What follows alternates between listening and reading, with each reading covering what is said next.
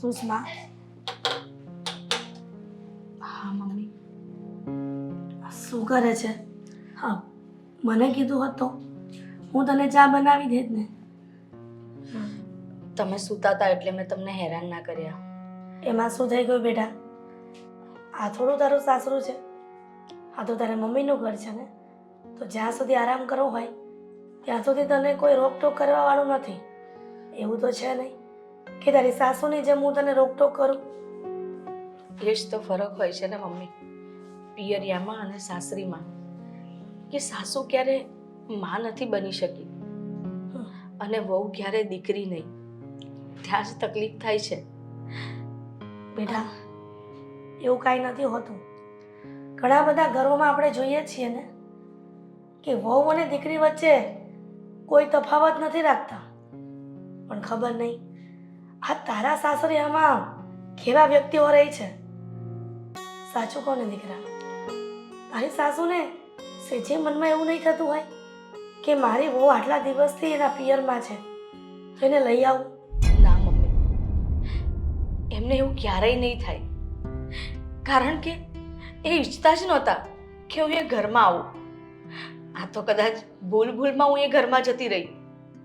અને એ તો ઠીક, પણ આદિ, મને તો એમ હતું કે મમ્મી મને કાઢી મૂકશે ને તો આદિ મને લેવા આવી જશે. પણ આદિને હું જ્યારે રસ્તામાં મળીને ત્યારે આદિ પણ મારી સાથે મોઢું ફેરવતા હતા. ત્યારે જ મને ખબર પડી ગઈ હતી કે હવે આદિ મને લેવા ક્યારેય નહીં આવે. કારણ કે ખબર નહીં એમના મનમાં શું ચાલી રહ્યું છે. મારા સાસુએ એમને શું વાત કરી, મેં બધા પ્રયત્નો કર્યા એમને સમજાવવાના, પણ એ કોઈ વાતને સમજવા તૈયાર જ નથી. પણ સુષ્મા બેટા, તું ઘણા વખતથી આ ઘરમાં આવી છો. આ સોસાયટી વાળાને પણ આપણે શું જવાબ દેવો? તારું સાસરિયું થોડુંક દૂર હોત ને તો પણ એ લોકોને અલગ વાત કહીને સમજાવી દે. પણ આ તું ગામમાં પિયર્યું ને ગામમાં સાસરિયું છે. ઉઠતા દિવસે જ તારા સસરાના ઘરના મોઢા જોવા પડે છે. તારી સાસુ કંઈ પણ વસ્તુ લેવા જતી હોય તો પણ એને નીચા જોઈને જવું પડે છે. હવે તું જ કે, આ સામ સામે મકાન હોય અને છતાંય અબોલા રાખીએ તો લોકોને કેવું લાગે? તું એક કામ કર ને, તું કહેતી હોય ને તો હું તારા સાસુને સમજાવું, કેમ કે આપણે દીકરીવાળા છીએ એટલે થોડુંક નમતું રાખવું પડે. ના મમ્મી, કેટલુંક નમતું રાખશો? અરે જ્યારે હોય ત્યારે તમે જ નમતું રાખ્યું છે. અને એવું જરૂરી થોડી છે કે એક દીકરી માટે થઈને એની માં બસ હર વખતે નમતું જ રાખે.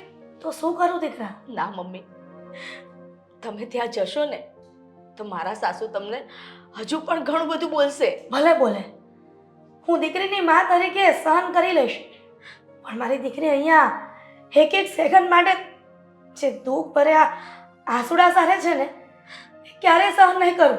મમ્મી, જેવી રીતે તું મારું દુઃખ સહન નથી કરી શકતી ને એવી રીતે હું પણ મારી માને કોઈ બોલે કેવી રીતે સહન કરી લઉં, અને એ પણ વગર વાકે? ના મમ્મી, તમે ત્યાં નહીં જાઓ.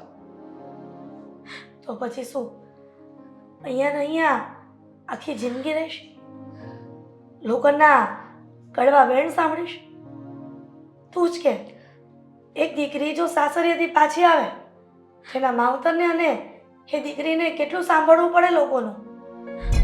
મમ્મી, તમારી વાત સાચી છે, પણ મારા સાસુનો સ્વભાવ એવો છે ને કે હજુ પણ એ તમને બદનામ કરશે, ન બોલવાનું બોલશે.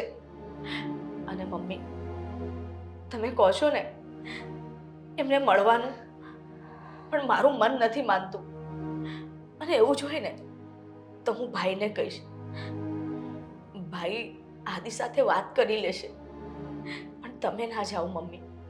જો કદાચ ભાઈ આદિને મનાવે અને આદિ માની જાય તો, પણ અત્યારે તમે ના જશો મમ્મી. પણ બેટા, તને એવું લાગે છે કે હા આદિકુમાર તારા ભાઈની વાત માને?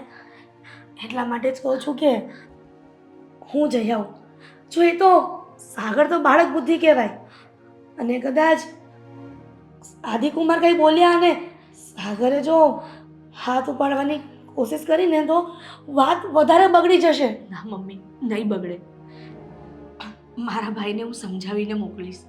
અને મને ખબર છે સાગર આદિ સાથે એવી કોઈ જ વાત નહીં કરે કે જેથી એ લોકોની વાત બગડી જાય. પણ તમે ના જશો મમ્મી, તમે ના જશો. ઠીક છે, તું કહે છે ને તો હું નહીં જાઉં, સાગરને મોકલીશ બસ. હા મમ્મી.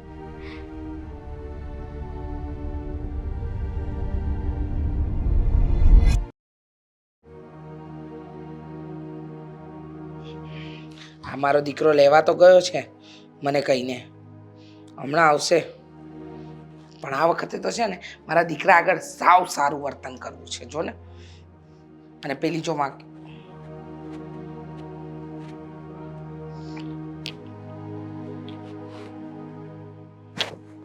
આવી ગયા. મમ્મી પ્લીઝ જુઓ, સુષ્મા મમ્મીએ જ કહ્યું હતું સામેથી, એને તારા વગર ગમતું જ નહોતું. હા, નહોતું ગમતું. શું ઘરમાં 3 જણની આદત પડી ગઈ હતી ને એટલે નહોતું ગમતું. અને એમ પણ થોડા દિવસ વધારે થઈ ગયા. આ ઝઘડો સારી વાત ન કહેવાય. તું પણ બધું ભૂલી જજે, મમ્મી પણ ભૂલી ગયા છે. મમ્મી એવું કંઈ મગજમાં રાખતા નથી. મગજમાં કંઈ નથી, પણ હા આ થોડું હવે આ ઘરના નીતિ નિયમ પ્રમાણે ચાલજો તો વધારે સારું. હા, માનશે ને સુષ્મા, તું જ કે ને. હા મમ્મી, તમે કહેશો એમ જ કરીશ. અને મને કોઈ વાતનું ખોટું નથી લાગ્યું. અને આદિ મને લેવા આવી ગયા એટલે હું ત્યાં જ બધું ભૂલીને આવી છું. બરાબર બરાબર, સારું કર્યું. હા, બહુ જ સારું કર્યું. ભૂલીને આવી ગયા એ. હવે છે ને થોડું ધ્યાન રાખજો. એટલે બીજું કંઈ નહીં, મારા દીકરાનું હવે હું તો ખરી ઉપાન છું. કાલે ઉકલી ગઈ તો મારા દીકરાનું કોણ, એ હિસાબે જ તમને બોલાવ્યા છે. મારા ઘરનું, મારા દીકરાનું બધું ધ્યાન રાખી શકો ને. અને કામ બોલો છો એટલે એવું બોલવું નથી બેટા, પણ આ તો વહુને કહી દઉં કે આપણા ઘરના નીતિ નિયમ પ્રમાણે જીવે તો વધારે સારું. બીજું તો શું, એવું જ થશે. હા એમ. હા મમ્મી, હવે તમને કંઈ પણ મારો વાંક ગુનો નહીં દેખાય. હા, ફરિયાદનો મોકો નહીં આપતા. શું છે આ સોસાયટીમાં એમ પણ આપણા ઘરના બધા ઘણા ધજાગરા થઈ ગયા છે. ખોટું વારંવાર બધાને આમ મનોરંજનનો મોકો આપો એ મને પોતાને સારું નથી લાગતું, એટલે કહું છું. કોઈને સારું નથી લાગતું. હા, એ પણ હવે આપણા ઘરમાં ઝઘડો નહીં થાય એવું હું ઈચ્છું છું. અને એવું જ થશે. તું જેને મમ્મી જે કંઈ પણ કામ ચીંધે ને એ પહેલા કરી નાખજે. તારું બીજું ગમે તે કામ હોય ને પડતું મૂકી દેજે. એમનું કામ પહેલા થઈ જવું જોઈએ બસ. અને તમે આ મતલબમાં કામ ચીંજો, પણ જોજો બીજું કંઈ કામ કરતી હોય તો પહેલા તમારે એ પતાવી લેવા દેવું જોઈએ અને પછી બીજું કામ આપવું જોઈએ. બરાબર છે, એકદમ સાચું કહ્યું બેટા.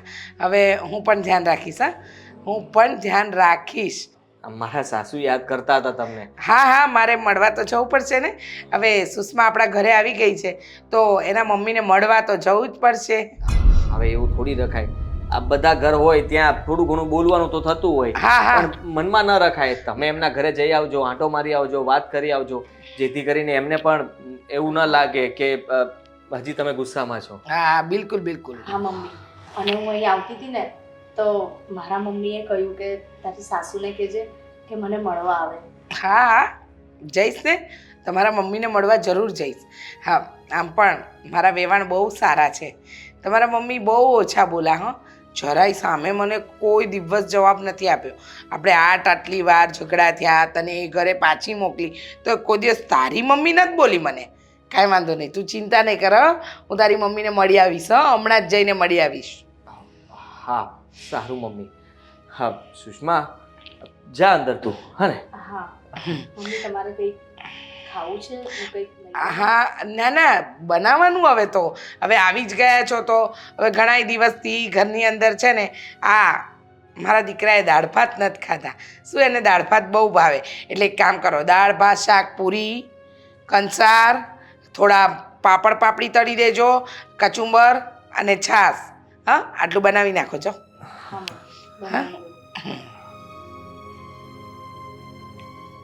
જો જુઓ, હું તમને કહી દઉં છું, હવે છે ને તમે મારી વાત આટલી માની છે તો વધારે થોડી માની લેજો. ગુસ્સો બિલકુલ નહીં કરતા. અને સુષ્માને હવે હમણાં થોડા દિવસ તો ન ખીજાવ તો વધારે સારું છે. અને વાંકમાં લેવાની કોશિશ તો ન જ કરતા. બસ. બસ, હું કોઈ વાંકમાં નથી લેતી. અને તને એમ લાગે છે કે હું એને વાંકમાં લઉં છું? આ તો તારી જીદના લીધે હું એને પાછી લાવી છું આ ઘરમાં. બાકી મને કોઈ એની પડી નથી એટલી બધી. મને ખબર જ છે તમને કંઈ નથી પડી. હા, મને પણ નથી પડી. બસ તમે કહો એમ હું પણ રાજી. પણ આ ઘરમાં લાવવી પડે એમ હતી.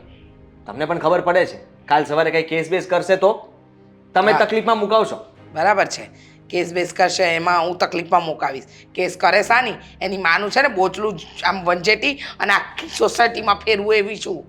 મમ્મી, બધી જગ્યાએ છે ને તમારી તાકાત કામ ન આવે. હા, ક્યાંક બુદ્ધિનો પણ ઉપયોગ કરવો જોઈએ. હા, તે બુદ્ધિ છે જ અને બુદ્ધિનો ઉપયોગ કરું છું ને એટલે જ અહીંયા બેઠી છું. હા, સલાહ આપતો. સલાહ તો દેવી જ પડે ને. હા, સલાહ ના આપું તો તમે ખબર નહીં શું શું કરી નાખો. શાંતિ રાખ. આદિ અહીંયા આવો તો 1 મિનિટ. લો, તમારા નામની બૂમ આવી. હવે આદિ જાઓ ડબ્બા ઉતારી આપો. નોકર બનાવી દીધો છે મારા દીકરાને તો. જે આવી છે ત્યાં નોકર ચાલુ કરી દીધું છે.